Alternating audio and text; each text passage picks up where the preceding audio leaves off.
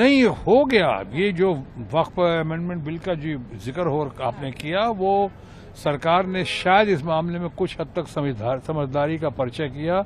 उन्होंने महसूस हुआ कि इसकी सेलिंग आसान नहीं होगी, ये बहुत ही मुश्किल होगा काम, क्योंकि बहुतों का मानना है कि जो भारतीय जनता पार्टी के हमारे फ्रेंड्स जो बातें कर रहे थे और माइनॉरिटीज के लिए इतना दर्द जाहिर कर रहे थे कि हम उनके भले के लिए कर रहे हैं, जबकि उनके पास माइनॉरिटीज के नाम पर और खासकर मुस्लिम समुदाय के नाम पे एक भी एमपी नहीं है, एक भी कोई प्रवक्ता, 1% भी कोई प्रवक्ता, वक्ता, अधिवक्ता, नेता, कोई भी इनके पास 1% भी नहीं है।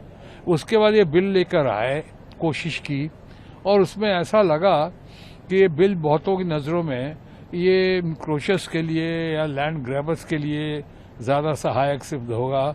ऐसी क्या जल्दी थी और ऐसा कौन सा वक्त था जो अभी आपने रेल भेल सेल के बाद अब वक्फ बोर्ड की ज़मीन को भी उनकी नज़रों में हथियाने का काम कर रहे हैं, आपने अधीन करने का काम कर रहे हैं, और उसके जो रखेंगे उसमें मुस्लिम मेंबर्स भी हैं और नॉन मुस्लिम मेंबर्स भी। क्यों अयोध्या वाले में आपने कोई नॉन मुस्लिम कोई मुस्लिम मेंबर रखा है क्या?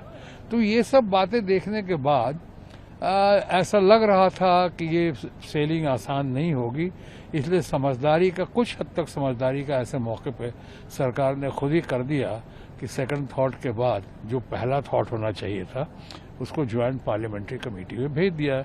अब बहरहाल अब इसकी चर्चा के बाद, गहन चर्चा के बाद जब भी ये बिल आएगा उस वक्त देखा जाएगा। मैं समझता हूँ हंगामा बहुत होगा और इतना आसान नहीं होगा, क्योंकि लोगों का मानना है, जैसे मैंने शुरू में कहा, कि कितने सारे चीज़ों को बेचने के बाद अब जो है नज़र लगी है वक्फ बोर्ड पे, ऐसा लोगों का मानना है।